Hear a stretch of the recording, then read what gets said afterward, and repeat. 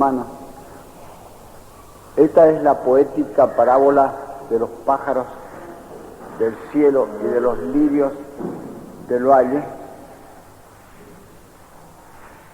que cuentan que una institución norteamericana pidió a la Santa Sede la declarase un aditamento poético a la doctrina de la moral cristiana.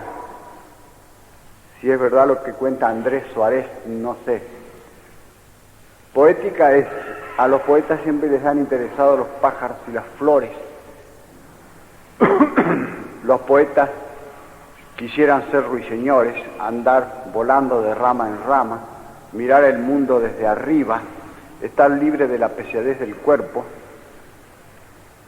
tener alas ligeras por el aire volar, ir al sol por la escala luminosa de un rayo, saludar a las flores con los versos de mayo y perderse en el viento sobre el trueno del mar. Sí, pero este evangelio es serio, hay que decirle al poeta. ¿Y por qué es serio? ¿Qué quiere decir? Quiere decir que debes renunciar al Premio Nacional de Poesía de 300.000 pesos que no mereces y para el cual ya has sobornado a 3 jurados, y que debes dejar de hacer versos sin sentido, sin ritmo y sin rima, y ponerte a trabajar. Ah, no, dice el poeta, yo soy poeta, pero no tanto. Es serio porque Cristo resuelve acá lo que llaman la cuestión social. Cuestión social es un mal nombre, por no decir cuestión del dinero. Esa cuestión ha existido siempre, pero hoy día se ha vuelto insoluble. Escriben centenares de libros enormes, voluminosos, mamotretos, para resolver científicamente la cuestión social y no la resuelven. Y en realidad, si se traducen esos libros en términos de moral cristiana, se reducen a unas cuantas palabras. Estas palabras que se leyeron acá, que dice San Pablo en su tiempo, o sea, avaricia, injusticia, resentimiento, codicia de riquezas, venganza, envidia, demagogia, desorden político, mentira, embuste. Acá dice una cantidad de cosas así San Pablo en la epístola de hoy. Desenfreno, superstición, discordia, celos, enojos, discusiones, disensiones, sectarismos, envidias y crímenes, y excesos de toda clase. Todos nacen de la codicia de dinero y también de la envidia de los que no tienen dinero. Todas esas inquietudes actuales que llaman con el nombre de cuestión social. Y hasta que no se haya puesto un poco de remedio a esa desaforada persecución del dinero, que hasta los gobiernos parece que no tienen que ocuparse nada más que de la economía, como dicen, de la productividad. Y no hay ninguna otra cuestión que tratar. Siendo así que la única misión del poder político, es decir, de los gobernantes, son 3 cosas: la justicia, la guerra y los caminos. Es lo único que tiene que hacer. No tiene que meterse a comerciantes, a la importación y la exportación y regular los precios, y todas las demás cosas esas son ajenas al menester del político, y por lo tanto las hacen mal. De manera que Cristo solventó brutalmente y poco científicamente la cuestión social, exhortando a algunos a que vendan todas sus posesiones y lo den todo a los pobres, y a todos los otros que venzan el apego del dinero, despreocupándose un poco o del todo de lo que ha de pasar el día de mañana, que se ocupen, que piensen en el día de hoy, que ya tiene su trabajo, y mandando al infierno a todos los ricos, aunque él, a todos los malos ricos, aunque él dijo ricos simplemente, pero por suerte, había un amigo de él, José de Arimatea, que fue el que lo enterró, el cual dice el Evangelio expresamente que era rico, de manera que no todos los ricos son malos ricos, pero para abreviar, Cristo dijo ricos. Pero resulta que esta solución va contra la productividad, contra la economía política. Cristo no sabía economía política, no sabía sociología, y era un estadista mucho menor que Benjamín Franklin. ¿Quién dijo esto? Otro poeta, Sarmiento. Yo no quiero acordarme mucho de Sarmiento porque en la prensa del viernes pasado da la noticia de que un profesor de La Plata estaba dando una conferencia acerca de la muerte de Sarmiento y se quedó muerto repentinamente allí. Y la prensa dice que esa muerte es altamente y verdaderamente simbólica. Palabras de honor son cosas textuales de la prensa. ¿Simbólica de qué? Dice de las dos primeras cosas, de tres cosas. De las dos primeras no me acuerdo. La tercera es, dice, porque en ese momento estaba evocando el espíritu de Sarmiento. De manera que anda vivo y haciendo de las suyas por ahí el espíritu de Sarmiento. De manera que mejor que no lo evoquemos mucho, y si nos obligan a evocarlo, llevándonos a todos los profesores jubilados a rendir homenaje a Sarmiento, al Consejo Nacional de Educación, a oír un discurso de Ilia y poner un ramo de flores allí, si me obligan a mí, por lo menos voy a estar todo el tiempo con los ojos cerrados. Y con las orejas también, si puedo. En definitiva, no me interesa que ande el espíritu de Sarmiento por ahí o no ande. Lo que me interesa es saber si realmente esta solicitud terrena va en contra de la prosperidad de las naciones y de la felicidad de los pueblos. ¿Qué es solicitud? Solicitud es desasosiego, inquietud, angustia. Dicen los filósofos hoy que todos tenemos algo de eso. Desde el nacimiento, dicen que Adán ya tenía eso antes de pecar, no digamos nada después de pecar. ¿Y por qué? Porque el hombre es un ser compuesto, demasiado compuesto, compuesto de cuerpo, vida y espíritu. El animal es compuesto solamente de cuerpo y de ánima. Es un cuerpo animado y por eso no es angustiado, a no ser que lo corramos con un palo. Pero entonces tiene miedo. El miedo es miedo de algo, la angustia es miedo de nada. Y existe en el hombre. Por eso, porque tiene espíritu y el espíritu es embrollón, peleador y embromón.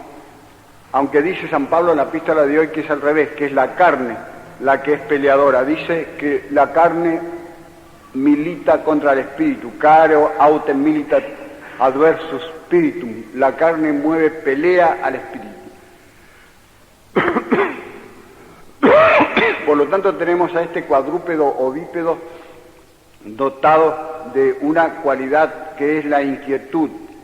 ¿Qué pasa entonces?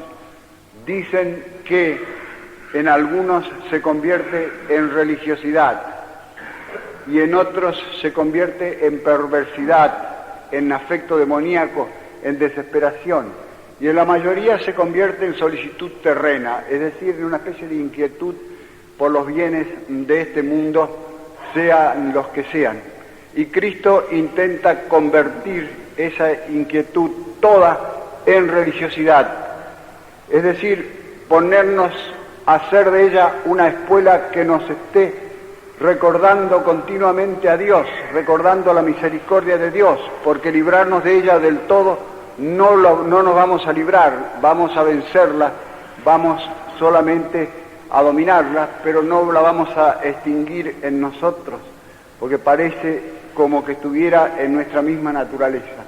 Y esa es la lección de hoy. No es fácil, pero se puede hacer. Despegarse de la afición al dinero, enteramente, dice Cristo, ni siquiera pensar en el día de mañana.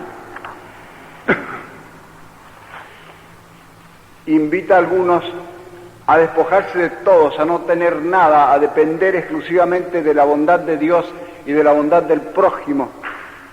Pero después vienen los teólogos y dicen que por un año se puede guardar dinero y sin quebrar el voto de pobreza y sin dejar de ser un buen religioso. Y va, si se puede por un año, ¿por qué no por 2? Y después viene por 3, y después empiezan a amontonar riqueza también los religiosos. El día de mañana trae su propia congoja, dijo Jesucristo. Preocupémonos del día de hoy simplemente. Pero hoy día se preocupan hasta de lo que va a pasar dentro de 150 años, que dicen que va a haber el doble de población en el mundo de lo que hay ahora.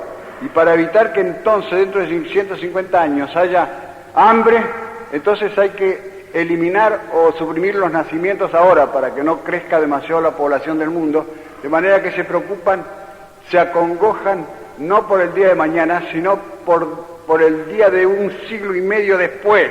A ver, eso hacen. Eso no es cristiano. En el fondo eso es negocio. Todas esas instituciones universales que hoy día se ocupan de ayudar al prójimo y libertar a las naciones atrasadas. Ahora hay un negrito aquí que anda en nombre de la UNESCO inspeccionando toda la educación argentina.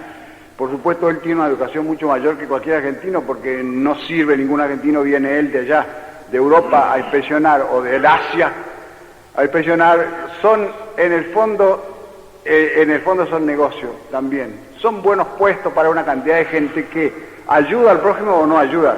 Acá van a dar 39 millones para hacer un Consejo Nacional de Educación nuevo, no sé qué, la UNESCO. Pero son 39 millones que se lo han sacado antes a la República Argentina, o si no se lo han sacado, se lo están sacando poco a poco, progresivamente. De manera que no lo sacan ellos de su bolsillo, sino que al contrario ponen una parte en su bolsillo, y debería volver Hipólito Yrigoyen acá, que se mandó mudar de la Sociedad de las Naciones con gran espanto de todas las otras naciones, de que una pequeña nación de América del Sur despreciase a esa comunidad de las 128 o 248 naciones. Y sin embargo, Yrigoyen se fue muy tranquilo y no anduvimos peor por eso. De manera que pidamos a Dios que nos despegue el corazón de los bienes de esta vida, que nos dé fuerza para vencer un poco, por lo menos, la solicitud terrena, porque de la solicitud terrena nacen todos los crímenes que se hacen en el mundo, como dice San Pablo acá, que también enumera una cantidad de crímenes. Y de vencer la solicitud terrena nacen todas estas cosas agradables, la solución de la cuestión social que dice San Pablo: caridad, alegría y paz, afabilidad, bondad y confianza, mansedumbre, temperancia y castidad. Los policías dicen que de todos los crímenes que se hacen, un cuarto se hace por el amor, o lo que llaman el amor, otro cuarto se hace por la ambición, y los otros 2 cuartos, o sea, 500 gramos, se hacen por el dinero. De manera que ahí está ese ídolo aparentemente necesario para todos, aparentemente digno de veneración, que está haciendo todos los desórdenes que existen en el mundo, promoviendo todos los desórdenes que existen en el mundo. Y pidamos a Dios que que los gobiernos y los almaceneros no nos ayuden demasiado a despegarnos del dinero, y que aumente en nosotros de la única palanca que es capaz de efectuar ese efecto, que es la fe en la providencia de Dios,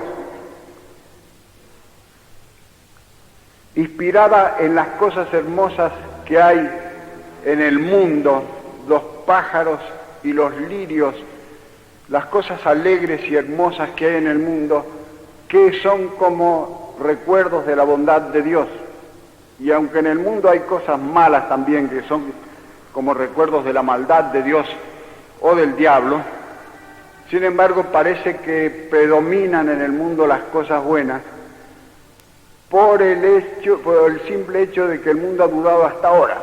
se ha dado hasta ahora de señal que hay más bienes que males en el mundo y que podemos confiar en la providencia de Dios que nos ayude a superar nuestros males y a evitar, a aumentar nuestros bienes.